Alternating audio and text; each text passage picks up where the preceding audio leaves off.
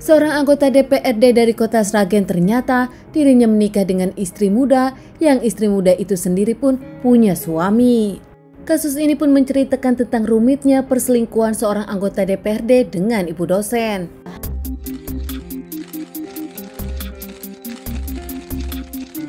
Seorang lelaki bernama Sugimin nampaknya sukses berusaha dari dirinya remaja hingga pada akhirnya sukses menjadi pengusaha ternama. Sugimin, seorang lelaki asal Sragen ini, anak kedua dari 7 bersaudara yang disebutkan membuat keluarga bangga karena dengan perjuangannya membantu orang tua dan juga adik-adik. Diawali dari nol saat dirinya remaja menjual baju-baju di pasar hingga pada akhirnya dirinya mencapai kesuksesan dengan mempunyai konveksi sendiri, konveksi besar dengan nama Kusuma Teratas. Menjalani konveksi besar, Sugimin pun makin dikenal di Kota Sragen jadi pengusaha ternama. Tak hanya sukses menjadi pengusaha, Sugimin pun beralih merambat ke dunia politik.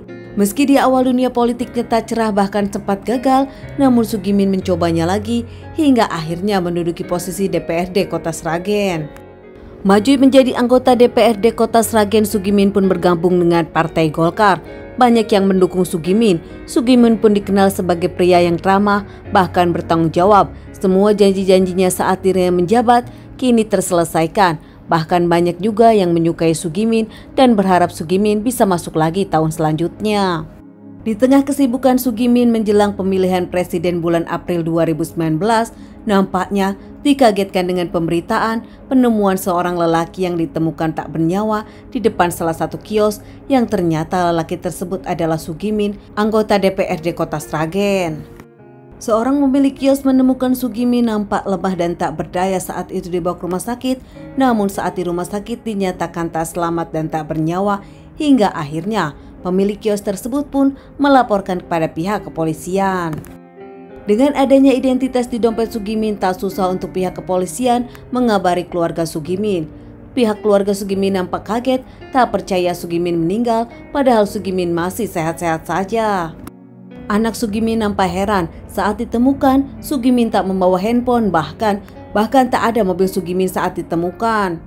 Adik Sugimin bahkan memberikan keterangan kepada pihak kepolisian.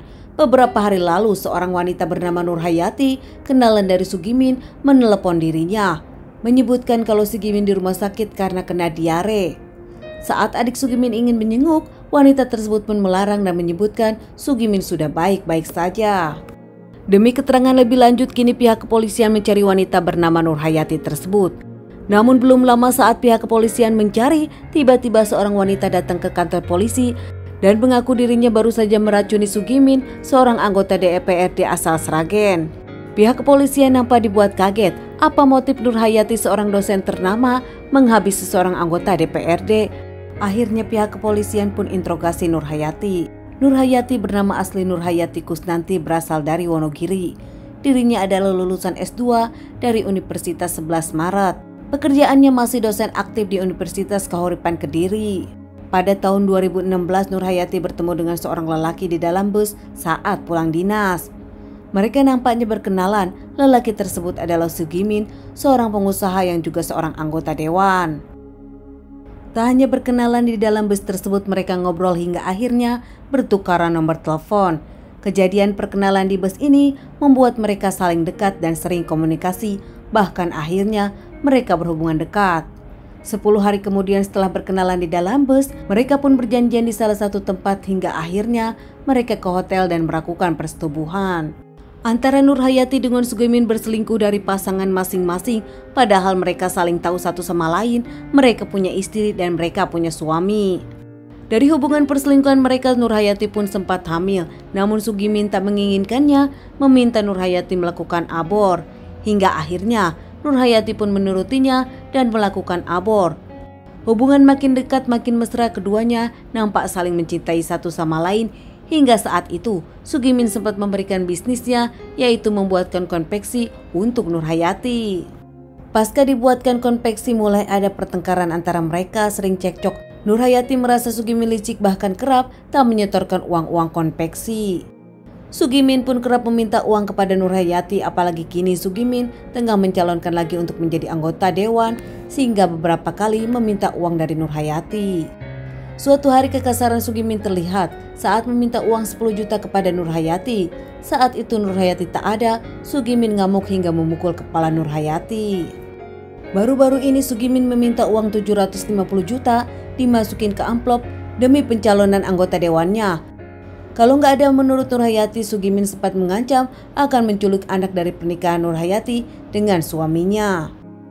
Kesal dengan kelakuan Sugimin, Nur Hayati beberapa kali mencoba menyantet namun tak pernah berhasil. Nur Hayati akhirnya cerita kepada sang suami tentang dirinya diancam-ancam Sugimin karena masalah minta uang 750 juta. Suami dari Nur Hayati yang juga kesal dengan cerita-cerita sang istri mengenai Sugimin akhirnya memberikan ide untuk meracun Sugimin.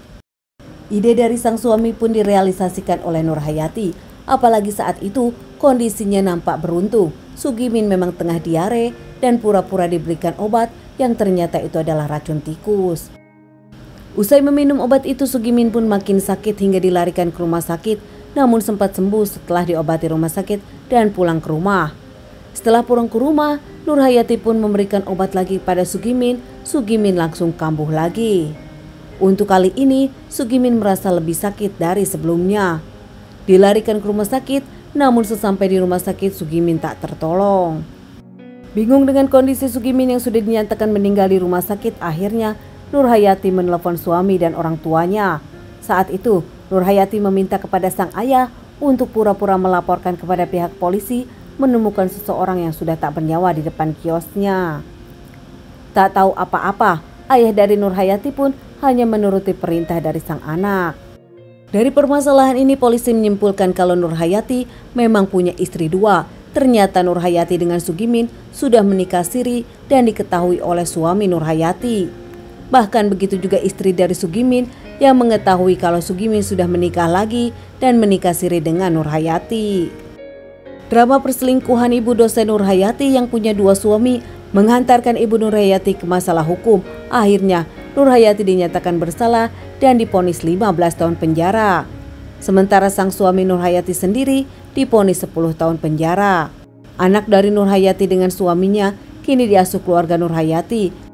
Teman-teman, sekian dulu bahasan kasus yang aku bawakan hari ini. Semoga menjadi pelajaran untuk kita semua dan ditunggu bahasan kasus-kasus selanjutnya.